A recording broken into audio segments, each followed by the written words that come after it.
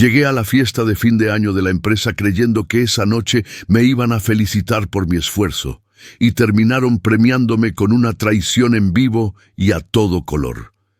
Mi nombre es Marcos, y esa fue la noche en que vi a mi esposa, Lucía, riéndose con su verdadero jefe en todos los sentidos. Él se llama Roberto, pero todos en la oficina le dicen el tiburón elegante, CEO de sonrisa fácil, mirada paternalista y manos largas. El tipo que te da consejos matrimoniales mientras se come tu matrimonio al horno, un estratega del deseo ajeno, con maestría en ascensos y esposas distraídas. Y ella, Lucía, mi querida compañera de vida, estrella fugaz del teatro doméstico, influencer de sonrisas fingidas y especialista en frases como «no es lo que parece». La mujer que me prometía amor eterno por la mañana y se escapaba a reuniones urgentes por la tarde. Una actriz sin premios, pero con mucha audiencia. Y yo, Marcos, el tipo común, el que pagaba las cuentas, leía cuentos a nuestra hija y todavía creía en el amor con factura. El mismo que grabó un audio por accidente y descubrió que mientras yo intentaba salvar la familia, ellos ya habían montado una empresa paralela con sede en un motel. Lo que hice después no fue un ataque, fue una función final con entradas agotadas. No me grité con nadie, solo apreté play. Y cuando la verdad suena con voz propia, ni los mejores actores pueden improvisar el final. Antes de seguir con esta historia, basada en hechos tan reales que duelen, contame en los comentarios, ¿desde qué ciudad o país estás escuchando esto? Quiero saber hasta dónde llega la traición y hasta dónde llega la verdad. Llegué con una sonrisa tonta, de esas que uno lleva cuando piensa que todo va a salir bien. Fin de año, ascenso en puerta y la promesa de un nuevo comienzo. Mi esposa aceptó venir a regañadientes, pero vino. Apenas cruzamos la puerta del salón, noté que varias miradas se desviaban hacia nosotros. No le di importancia, aún no. Mientras me acercaba al grupo de compañeros, mi esposa se excusó para ir al baño. 10 minutos después, y aún no regresaba. Decidí buscarla, y fue entonces cuando, al doblar por el pasillo del salón privado, los vi. Mi jefe y ella no se besaban, pero estaban demasiado cerca, riendo, cómodos, íntimos. Mi cuerpo se congeló, literalmente. Sentí que la sangre me bajó hasta los pies. ¿Estoy exagerando?, me pregunté. ¿Estoy viendo algo que no es? Pero luego vi cómo él le tocó el brazo, suave, como si ya lo hubiera hecho 1000 veces. Ella no se apartó, y mi cabeza comenzó a llenarse de palabras como traición, mentira, humillación. Volví al salón como un zombi, intentando mantener la compostura. Me serví un trago doble, aunque ni suelo tomar. Mis pensamientos eran un huracán. ¿Hace cuánto pasa esto? Soy el último en enterarme. ¿Cuántas veces fingió estar ocupada en casa, cuando en realidad...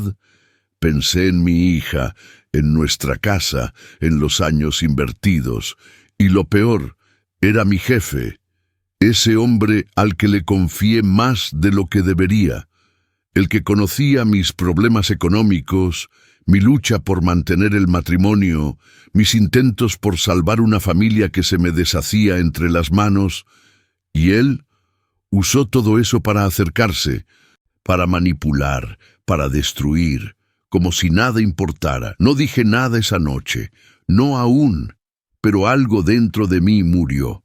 El amor, el respeto, la ingenuidad. Esa noche descubrí que la verdad no siempre se muestra con gritos ni besos escondidos. A veces basta una mirada, una risa compartida, una complicidad muda, para darte cuenta de que todo lo que creías era mentira. Yo quería convencerme de que no había visto lo que vi. Me repetía, seguro estaban hablando de algo laboral, algo sin importancia. Pero en el fondo, esa vocecita no me dejaba en paz. La forma en que él la miraba no era la de un jefe, y lo que más me dolió fue la manera en que ella sonrió. No era para mí. Estuve a punto de volver y armar un escándalo. Literalmente, tenía las manos cerradas, sudando frío, pero algo me detuvo. El miedo, no solo al ridículo, sino a la posibilidad de que, una vez más, me llamaran paranoico. ¿Y si todo era invención mía? Mejor callar, observar primero, esperar. Volví a mi rincón y traté de seguir la noche como si nada hubiera pasado. Sonreí, brindé, incluso hablé con mi jefe otra vez, con ese nudo en el estómago de quien ya sabe demasiado. Solo quería desaparecer, irme a casa y fingir que todo había sido una pesadilla, pero ya era demasiado tarde para eso. A la hora de irnos, ella todavía se despidió de él con un abrazo, fuerte, casi íntimo. Fingí no ver, claro. Por dentro, gritaba, pero por fuera, seguí siendo el hombre calmado, el esposo comprensivo, el idiota que muchos creen que no se da cuenta de nada. Solo que en ese instante me di cuenta de todo. Camino a casa, el silencio entre nosotros decía más que 1000 palabras. Ella miraba por la ventana, como si quisiera estar en otro lugar, y yo solo quería entender en qué momento todo empezó a romperse, cuándo perdí a la mujer que dormía a mi lado. Y más aún, ¿alguna vez fue realmente mía? Empecé a recordar cosas que antes ignoré, mensajes borrados, excusas raras, cambios en su forma de vestirse. Ahora todo tenía sentido, pero aún así quería engañarme un poco más, solo un poco más, porque la verdad completa todavía no estaba listo para escucharla. Todavía. No fue en esa fiesta donde todo comenzó. No, si soy sincero, ya había algo que no cuadraba desde hace meses. Pequeños detalles. Esos que uno quiere ignorar porque prefiere creer que tiene una familia feliz. Cambios sutiles, como que ella ya no me preguntaba cómo me fue en el trabajo, o que evitaba el contacto visual. Empezó a llegar más tarde del trabajo, siempre con alguna excusa creíble, tráfico, reunión, pasó por casa de su madre. Al principio no dudé, pero luego vi que se arreglaba más para salir sola que cuando salíamos los dos. Usaba perfume nuevo, se compró ropa que jamás me mostró, y nunca supe para quién era. Una vez, sin querer, vi una llamada perdida en su celular con el nombre de mi jefe. Le pregunté y se puso nerviosa. Dijo que él solo quería hablar de una propuesta para mí. Me pareció raro. ¿Desde cuándo los jefes llaman a las esposas de sus empleados para hablar de promociones? Igual, tragué saliva y lo dejé pasar. Otra vez, escuché que se reía sola mientras chateaba. Cuando me acerqué, apagó la pantalla. Le pregunté con quién hablaba y me contestó con una sonrisa seca. Con nadie, cosas del grupo de mamás del colegio.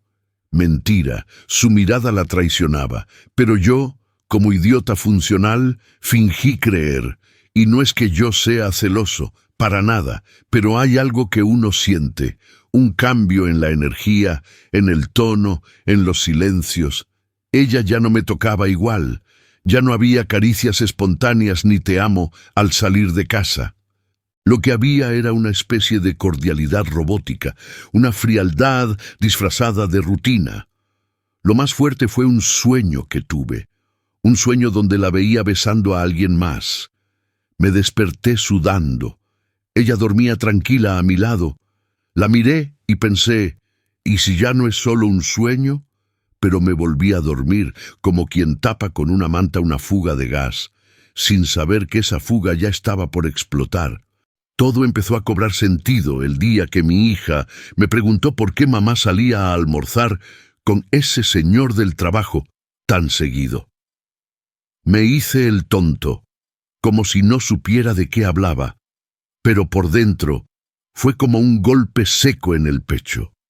¿Desde cuándo mi hija veía cosas que yo no quería ver? La excusa siempre era la misma. Es solo trabajo. Y claro, yo también he tenido almuerzos laborales. Pero hay una diferencia entre una reunión profesional y una comida donde se ríen con copas de vino y fotos en modo retrato que no se suben a ninguna red. Porque esas imágenes sí las encontré, ocultas. Un día, mientras buscaba un archivo en su computadora, saltó una notificación. Era un mensaje que decía: «La pasé increíble ayer. Me encanta tu risa». No tenía nombre, no tenía número, pero el estilo de escritura era demasiado formal y al mismo tiempo íntimo. Lo borró en cuanto entré en la habitación. Lo peor no fue eso.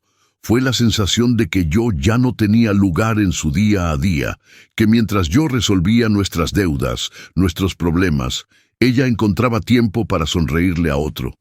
Y ese otro era mi jefe, el tipo que sabía cuánto yo luchaba por mantener mi casa en pie, sin saber que él mismo la incendiaba.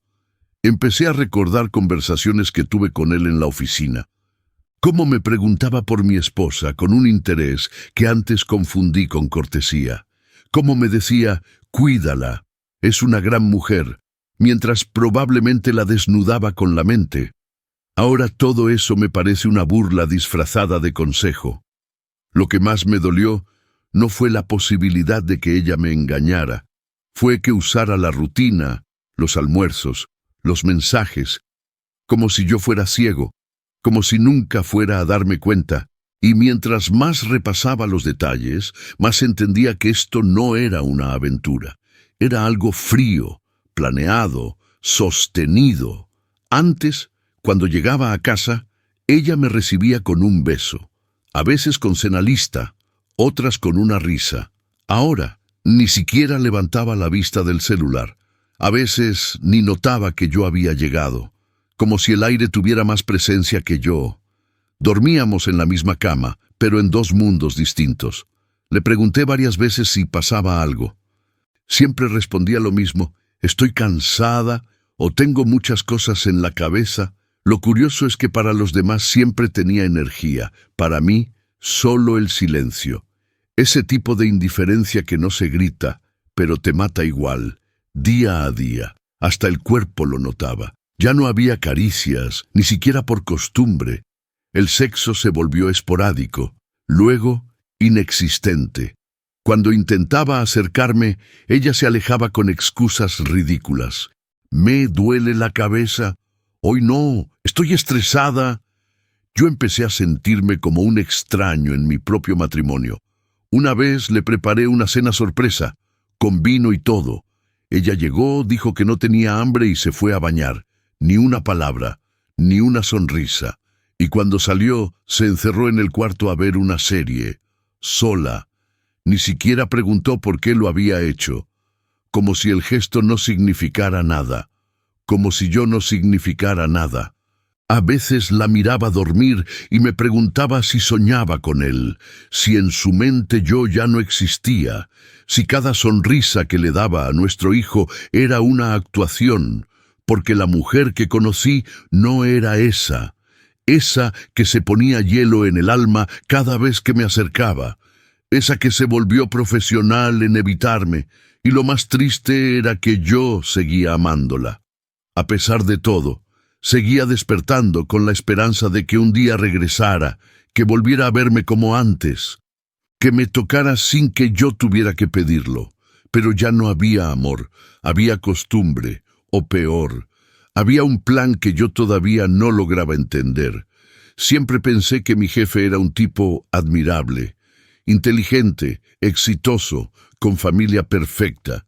Me aconsejaba, me decía que yo tenía potencial, me daba charlas motivadoras sobre el dinero, el poder, cómo escalar sin pisar a nadie. Me hizo creer que se preocupaba por mi bienestar. ¡Qué ironía! Cuando supe que mi esposa lo conocía, lo vi como algo positivo. Pensé, qué bueno, se llevan bien, eso me va a abrir puertas. Incluso bromeaba con que tal vez me recomendaría para un ascenso. Yo lo defendía frente a colegas que lo tachaban de manipulador. Decía que solo era exigente, qué idiota fui. En una ocasión me invitó a comer fuera del horario laboral. Me dijo que quería hablar sobre mis planes a futuro. Me sentí halagado. Durante la cena me preguntó por mi familia, por mi matrimonio. Le conté que las cosas estaban tensas, que el dinero no alcanzaba, que el estrés me estaba comiendo. Me escuchó demasiado. Ahora me doy cuenta de que cada palabra que solté fue usada en mi contra, que mientras yo abría mi corazón, él tomaba notas mentales para infiltrarse más.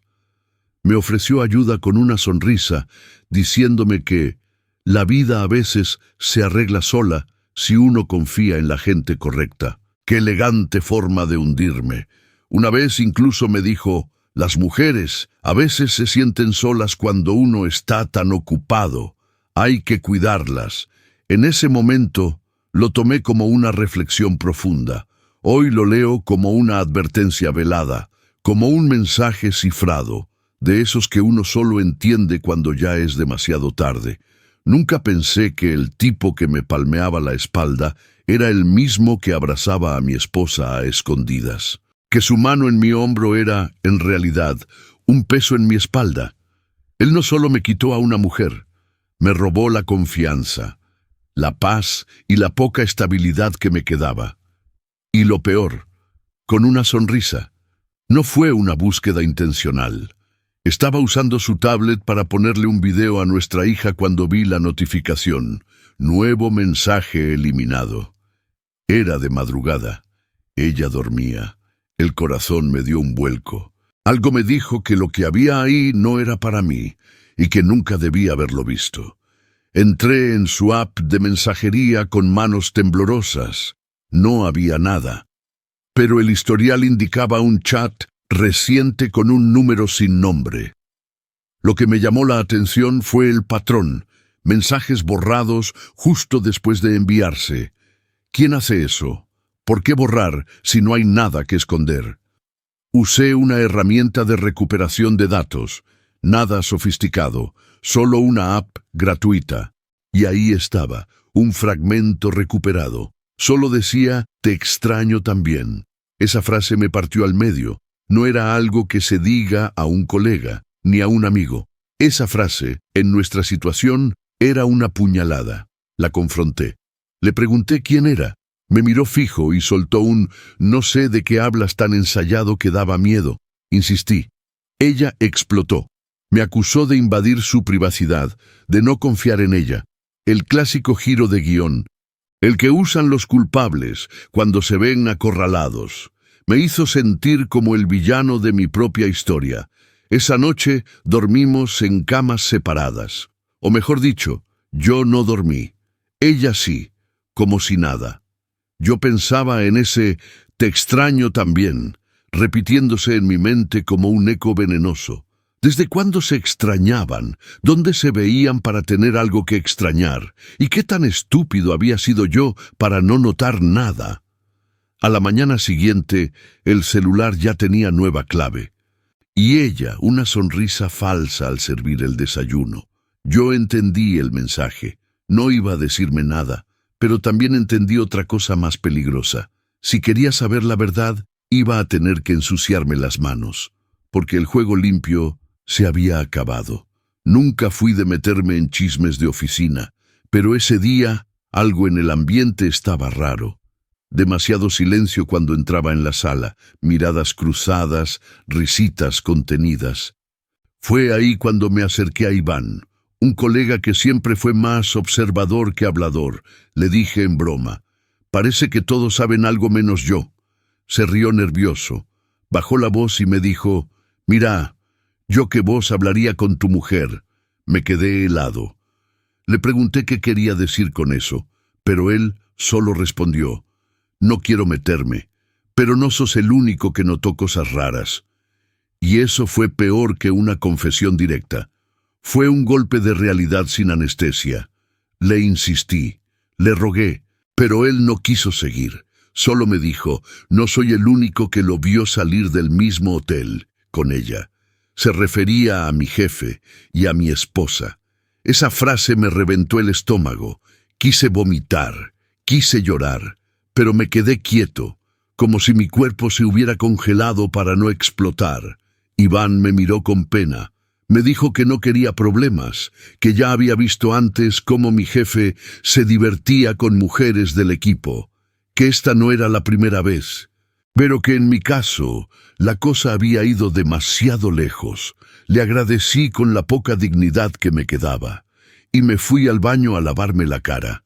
Ahí me miré al espejo y no me reconocí. Ese hombre con los ojos rojos, temblando, no era yo, o al menos no el que creía ser. Me pregunté, ¿cuánta gente lo sabía? ¿Cuántos se rieron a mis espaldas mientras yo hablaba de mi familia con orgullo? El dolor más profundo no era la traición, era el ridículo. Esa noche no dije nada, pero entendí que había una red de silencio a mi alrededor, que todos habían elegido mirar para otro lado, y que, si quería descubrir la verdad completa, tendría que romper el pacto de hipocresía, porque el próximo paso era encontrar pruebas que hablaran más fuerte que las palabras. De la noche a la mañana empezó a tratarme mejor, como si se hubiera dado cuenta de que algo no andaba bien. Me besaba delante de los demás. Me tomaba de la mano en reuniones familiares. Subía fotos juntos a redes sociales con frases tipo «mi amor eterno», pero yo sabía que algo no cuadraba. Era todo demasiado forzado. Sus gestos no coincidían con su mirada. Cuando nadie la veía, volvía a ser la misma mujer fría, ausente, distante, pero en público era una actriz de primera, de esas que lloran en vivo, pero cortan la escena y se olvidan de todo. Me di cuenta de que ya no me besaba, me interpretaba. En una reunión con amigos, me abrazó por detrás y me dijo al oído, «Hoy estás muy guapo». Todos rieron como si fuéramos la pareja perfecta. Yo fingí una sonrisa, pero por dentro me ardía el pecho, no por el cumplido, sino por saber que ese mismo cuerpo que ahora me tocaba, ya se le entregaba a otro. Hasta con nuestra hija jugaba ese papel. Me pedía que hiciéramos planes en familia, que saliéramos al parque, que tomáramos fotos. Yo aceptaba. No por ella, sino por la niña. Pero en cada salida yo solo pensaba, ¿hasta dónde va a llevar esta farsa? Y peor aún, ¿qué está intentando tapar ahora? En una ocasión, frente a su madre, me abrazó fuerte y dijo, «No sé qué haría sin este hombre». Yo la miré en silencio, la suegra sonrió emocionada, y yo sentí náuseas, porque ya no podía separar la realidad de la actuación. Me acostaba con una actriz y despertaba con una extraña. Así vivíamos. Sabía que esa repentina muestra de amor no venía del corazón, venía del miedo. Miedo a que yo estuviera acercándome demasiado a la verdad, y no se equivocaba, porque cuanto más sonreía en público, más se hundía en su propio guión. Y yo, desde la platea, ya estaba viendo cómo caía el telón. No aguanté más. Una noche, mientras cenábamos, solté la bomba. «¿Vos estás con alguien más?» Ella me miró como si le hubiera escupido en la cara. «¿Qué carajos estás diciendo?», gritó. Sentí que el aire se cortaba. La cuchara quedó suspendida en el plato. Nuestra hija nos miró confundida, y el mundo se frenó. Ella se puso de pie, cruzó los brazos y me lanzó un monólogo digno de un Oscar, que yo estaba paranoico, que no confiaba en ella, que estaba enfermo. Lloró, gritó, se hizo la víctima. Me dijo que estaba harta de mi desconfianza, que por eso ya no me deseaba, que todo esto lo provocaba yo. Y casi me lo creí. Intenté mostrarle las pruebas, el mensaje recuperado, las palabras de Iván, las señales, pero ella lo negó todo. Dijo que Iván siempre estuvo celoso, que el mensaje era viejo, de una amiga, que yo estaba delirando. Me lanzó frases como, «Vos ves fantasmas donde no hay nada y te estás destruyendo solo». Lo más triste fue que casi logró convencerme, porque cuando uno ama, quiere creer, porque duele menos pensar que uno está equivocado. que aceptar que fue traicionado. Esa noche me encerré en el cuarto. Ella durmió en el sofá como víctima herida, y yo me sentí el culpable de algo que no cometí. Al día siguiente, se despertó actuando como si nada hubiera pasado. Me ofreció café, sonrió, besó a nuestra hija en la frente y se fue al trabajo como una ejecutiva perfecta. Yo me quedé en casa, con el pecho hecho trizas, sintiendo que estaba atrapado en una obra donde todos menos yo conocían el final. Pero algo en mí ya había cambiado. Aunque ella negara todo, aunque se hiciera la inocente, algo ya no encajaba. Mi alma ya no se tragaba su guión, y aunque aún no sabía cómo ni cuándo, empecé a planear cómo terminar esa función, porque lo que se avecinaba no era un final feliz. A partir de ese día, empecé a hacer lo que nunca pensé que haría: espiarla. No porque fuera celoso, sino porque ya no podía dormir con esa duda mordiéndome el alma. Revisaba horarios, notaba cambios, me fijaba en cada detalle, guardaba recibos, anotaba direcciones. Me convertí en algo que jamás imaginé ser. Una vez, salí del trabajo antes de lo habitual y la seguí en secreto. Dijo que iba a una reunión del colegio, pero terminó entrando a un café elegante, donde ya la esperaba él, mi jefe.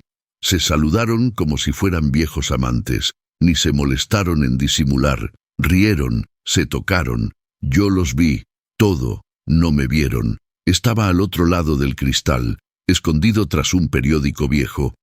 Parecía una escena de película, pero no era ficción. Era mi vida desmoronándose con cada minuto que pasaba. Grabé un video corto con el celular, solo unos segundos, pero suficientes para no volver a creerle nunca más.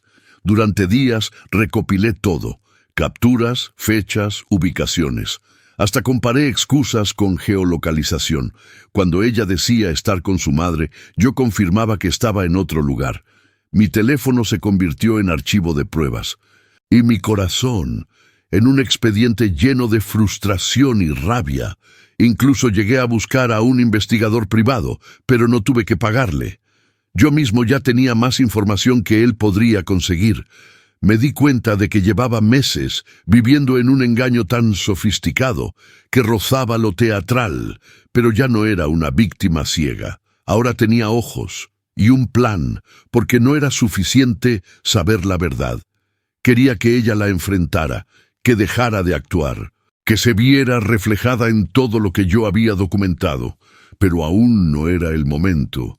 Estaba esperando el movimiento perfecto, el golpe certero, porque cuando yo hablara, nada volvería a ser igual. Estaba buscando una frazada en el armario alto del cuarto cuando algo cayó. Era una pequeña caja envuelta en papel dorado, con un lazo discreto. No tenía tarjeta visible, pero claramente era un regalo. Mi cumpleaños ya había pasado. Nuestro aniversario también. Y lo más curioso, estaba escondido. No pude evitar abrirlo. Era un reloj de lujo, de esos que yo no podría pagar ni en 10 años. Adentro, una pequeña tarjeta manuscrita: para que nunca olvides nuestros momentos. Tu cómplice de siempre. No estaba firmada, pero no hacía falta. Reconocí la letra y entendí para quién era ese regalo. Era para él, para mi jefe. El reloj, la tarjeta, el tono de las palabras, todo encajaba. Sentí que el suelo se abría bajo mis pies. ¿Desde cuándo se regalaban cosas? ¿Qué clase de relación tenían para hablarse así? ¿Y cuántos momentos compartieron a mis espaldas mientras yo peleaba por sostener esta familia? Guardé todo, lo fotografié, lo volví a colocar exactamente como estaba. Quería verla reaccionar cuando le faltara. Quería entender si lo iba a buscar desesperada, si fingiría demencia o si lo reemplazaría sin más.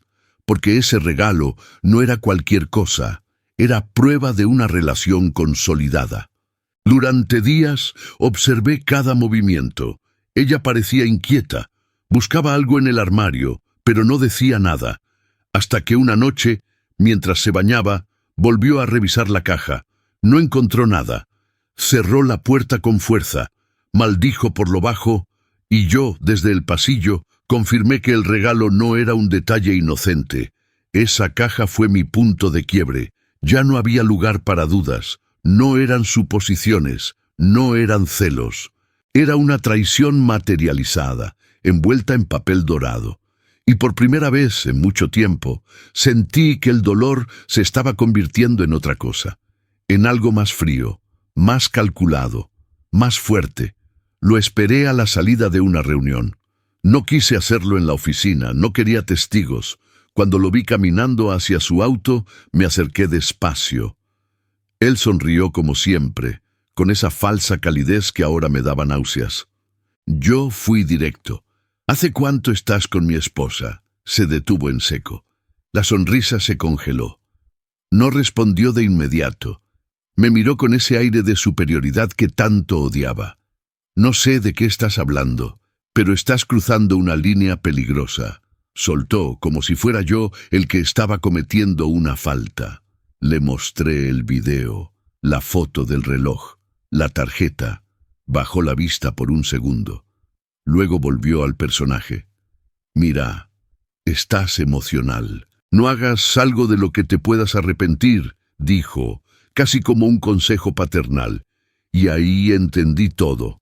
Él no iba a confesar, no porque no tuviera culpa, sino porque estaba acostumbrado a salirse con la suya, a manipular, a negar, a mover los hilos sin ensuciarse las manos. Insinuó que podría afectarme en la empresa si seguía con ese delirio, que no me convenía crear conflictos internos, que debía cuidar mi imagen. Me dio una palmada en el hombro, una que dolió más que un puñetazo, porque esa mano había tocado a mi esposa, y ahora me daba órdenes disfrazadas de consejos. No le grité, no le pegué, no le di el gusto, solo lo miré fijo y le dije, esto no termina acá, y me fui, porque lo que él no sabía era que yo ya no era ese empleado obediente, ya no le temía, ya no respetaba esa fachada de éxito. Yo ya tenía un plan, y su caída era solo cuestión de tiempo. Ese encuentro fue como un acto final antes del derrumbe. Ya no había vuelta atrás. Yo tenía pruebas, tenía rabia acumulada y sobre todo tenía algo que él nunca imaginó, la voluntad de exponerlo todo, porque si él jugaba con poder, yo iba a jugar con verdad, y la verdad, cuando duele, arrasa. No sé por qué lo hice, pero un día llamé a un viejo amigo de ella, alguien con quien apenas hablábamos desde el casamiento. Le pregunté directo, ¿vos sabés si ella alguna vez me fue infiel antes? Hubo silencio, largo, y después un suspiro incómodo. Me dijo, no te mereces esto, hermano, pero sí. Contó que, años atrás, cuando apenas estábamos de novios, ella tuvo algo con un ex, que varios lo sabían, pero todos callaron porque ella juró que fue un error, que me amaba. Me lo ocultaron para no destruirme, una traición archivada. Y yo, construyendo mi vida sobre una mentira reciclada. Después de cortar la llamada, me senté en el suelo, literalmente. Ya no era solo el jefe, no era solo el presente, era todo. Era un patrón, un historial de deslealtad escondido detrás de sonrisas. Me sentí estúpido, engañado por segunda vez, por la misma persona, y esta vez ya no podía perdonarla. Busqué en álbumes viejos, mensajes antiguos, fechas que ahora parecían sospechosas, y todo empezó a encajar. Su forma de evitar discusiones, su necesidad constante de controlar la narrativa, sus crisis emocionales justo cuando yo comenzaba a sospechar algo. Era una especialista en encubrirse. Lo más doloroso no fue saber que me había engañado una vez más. Fue entender que esa mujer con la que hice planes, con la que soñé una familia, siempre fue alguien más.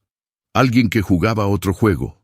Uno donde yo era solo el espectador, no el protagonista. Y eso me partió en 1000 pedazos. Pero también me dio claridad. Ya no era cuestión de venganza, era cuestión de justicia.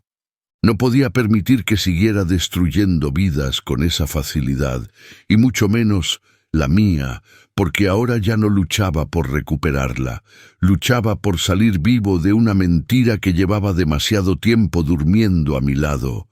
No sabía si hacerlo, pero necesitaba que alguien más supiera, alguien que tuviera peso, que pudiera mirarla a los ojos sin caer en su teatro. Así que fui a hablar con su madre. La recibí en casa, preparé café y le solté todo, sin filtro. Desde los almuerzos hasta el reloj, la carta, la grabación, todo. Ella me escuchó en silencio. Pero cuando terminé, explotó. «Vos siempre fuiste celoso. Ella no haría eso», gritó, como si su hija fuera santa.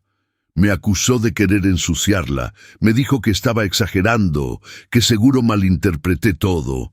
Me dolió, pero entendía, nadie quiere creer que su hija es capaz de eso.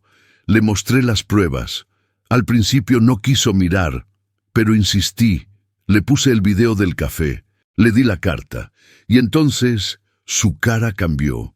La vi temblar, su mano se llevó sola a la boca. Se quedó muda por un largo rato, y cuando habló, solo dijo, «Esto es peor de lo que imaginaba», y ahí supe que algo se había quebrado.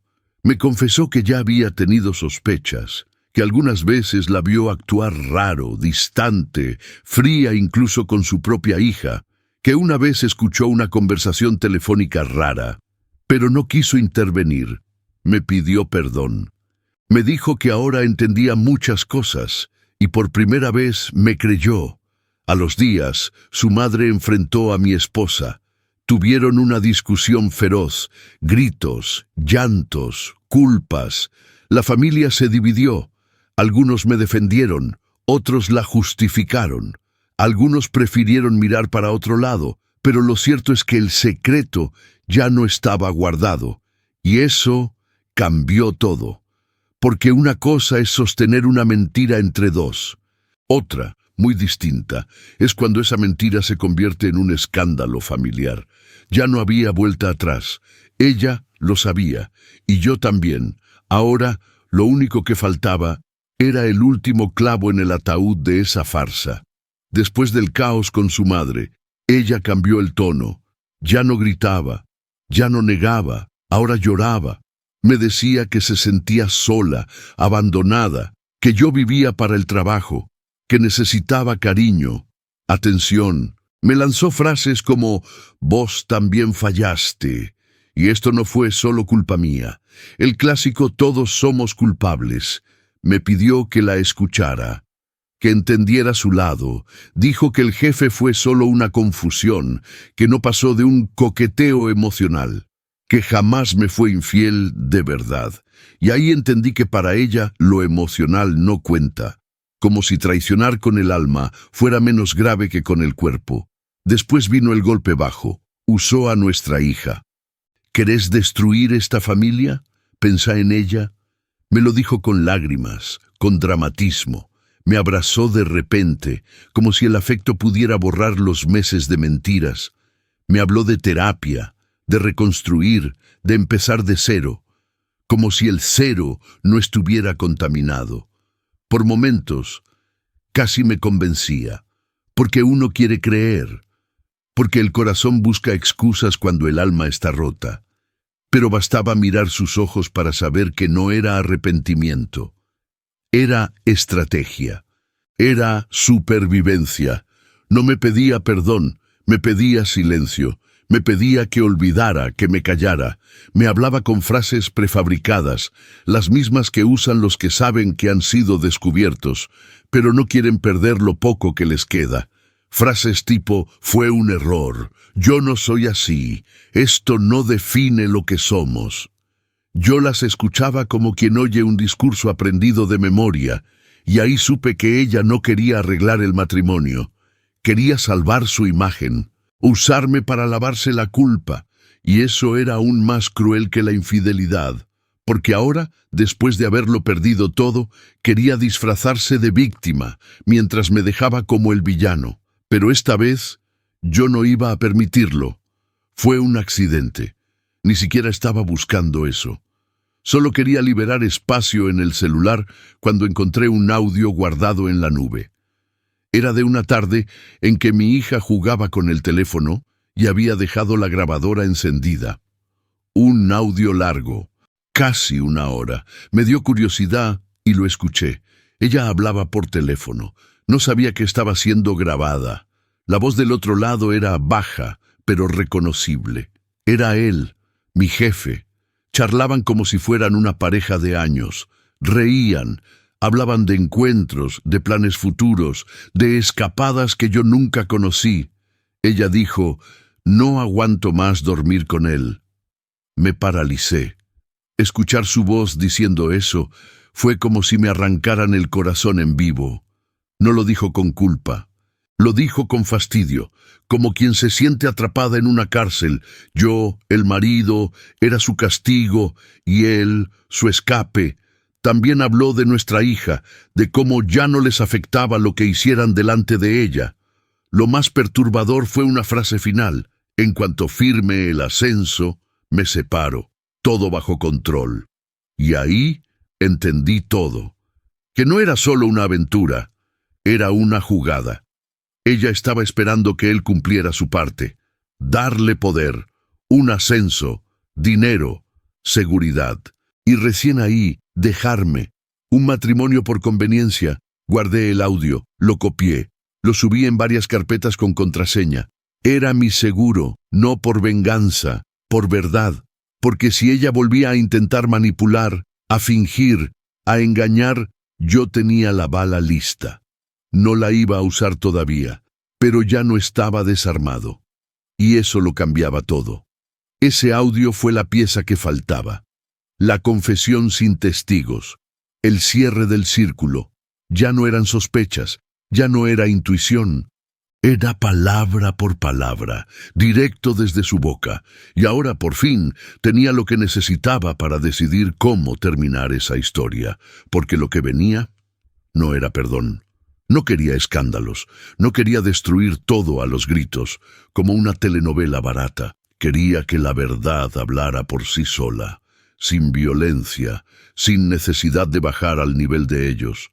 Planeé todo con calma, como quien arma un ajedrez sabiendo que ya tiene al rey enemigo acorralado. Esperé la fiesta de aniversario de la empresa, la misma donde todo empezó. Irónico, ¿no? Me aseguré de que ella también estuviera invitada. Y sí, por supuesto que fue, con su vestido perfecto, su sonrisa plástica y su personaje de esposa ejemplar. Él también estaba allí, rodeado de aduladores. Durante el brindis tomé el micrófono. Agradecí al equipo, hablé de valores, de lealtad, y luego solté la frase: hay verdades que duelen, pero también liberan. Puse el audio desde el celular conectado al sistema de sonido. Un fragmento. El suficiente para que nadie pudiera negar lo que escuchaba. Hubo silencio, murmullos, caras que se miraban sin saber qué hacer. Ella se paralizó. Él se puso rojo. Intentó hablar, pero ya era tarde. Los presentes, muchos de los cuales sospechaban, ahora tenían la confirmación. No por chismes, no por rumores, por sus propias voces expuestas al mundo. Cerré mi intervención con una frase que llevaba meses guardando. No me vengué, solo devolví cada mentira en forma de verdad. Me fui caminando despacios, sin mirar atrás. No necesitaba más, no buscaba aplausos, ni venganza sangrienta. Solo quería mi dignidad de vuelta, y esa noche la recuperé. Pero sabía que eso no era el final, era apenas el comienzo de una nueva etapa, porque cuando uno expone la oscuridad, no solo la del otro se revela, también la propia, y ahora que había soltado todo, por fin estaba listo para reconstruirme. Los días siguientes fueron un terremoto. El jefe fue citado por la directiva. Algunos empleados pidieron su renuncia. Otros simplemente dejaron de saludarlo. Se rompió esa imagen de intocable, de líder ejemplar. La máscara se cayó, Y por más que intentara levantarla, ya nadie la compraba. Ella intentó sostener su historia, dijo que todo fue un malentendido, que el audio estaba editado, pero ya nadie le creía. Hasta su madre dejó de defenderla. Se fue a vivir con una amiga. Me dejó una nota en la mesa. Algún día vas a entender por qué hice lo que hice. Y ahí confirmé que no entendió nada. Tuve que enfrentar el silencio de la casa, el cuarto vacío, las rutinas rotas, pero por primera vez en mucho tiempo, ese silencio no era mi enemigo, era mi paz. Empecé a reconstruirme desde lo simple: cocinar, leer, salir a caminar, hablar con mi hija, sin que la tensión nos partiera por dentro. No fue fácil, no se supera una traición así de un día para el otro, pero cada día dolía menos y cada día me sentía más fuerte. Dejé de culparme, dejé de justificarla y entendí que la mayor infidelidad no fue con otro hombre, fue conmigo, con mi amor, mi entrega, mi confianza ciega. Un amigo me dijo algo que se me quedó grabado: a veces, perder todo es la única forma de encontrarte. Y tenía razón. Perdí el matrimonio, el empleo, la vida cómoda, pero gané algo que no se compra: dignidad, y esa, una vez recuperada, no se vuelve a regalar.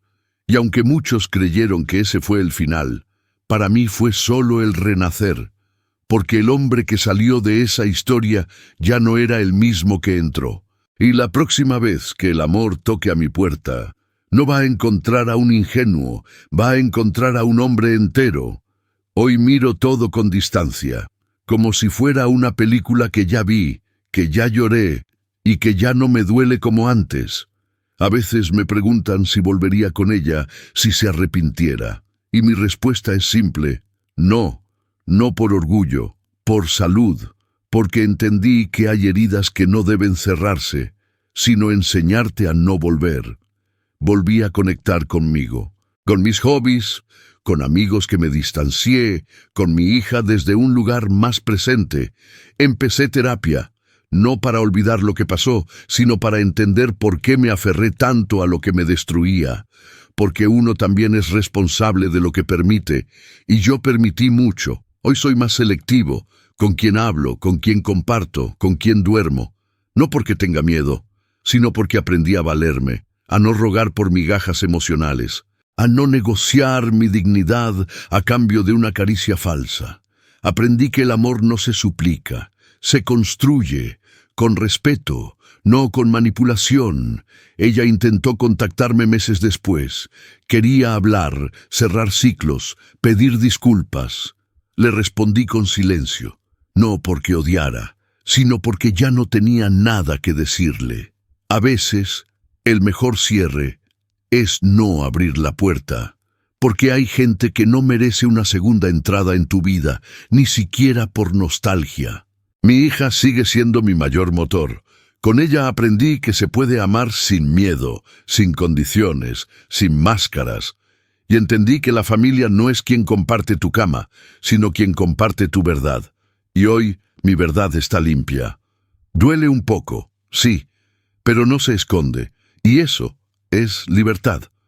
Porque al final, lo que parecía el peor año de mi vida fue el más necesario. Me rompió para reconstruirme. Me dejó solo para que aprendiera a acompañarme. Me quitó una mentira para regalarme autenticidad. Y si algo aprendí de todo esto, es que uno no elige las traiciones, pero sí elige qué hacer con ellas. A veces perderlo todo no es una tragedia, es una bendición disfrazada de caos. Roberto, el jefe de las charlas motivacionales, terminó enfrentando una investigación interna. Su reputación cayó más rápido que sus frases de liderazgo. La empresa lo empujó a renunciar voluntariamente. Traducción: lo echaron con moño. Lucía, mi exesposa, intentó limpiar su imagen, pero las pruebas hablaban más fuerte que sus lágrimas de ocasión. Perdió el aplauso del público. Ya no pudo seguir actuando, y lo peor para ella no fue quedarse sola, fue saber que esta vez nadie la aplaudió, y yo, bueno, Yo volví a empezar. No fue fácil, pero pude mirarme al espejo sin vergüenza. Recuperé el respeto de mi hija, el valor por mi paz y la conciencia de que nunca más voy a mendigar amor. No me volví perfecto, me volví despierto, y eso ya no me lo quita nadie. Si estás escuchando esto y sentís que te estás tragando algo que te rompe por dentro, pregúntate, ¿cuánto más vas a aguantar?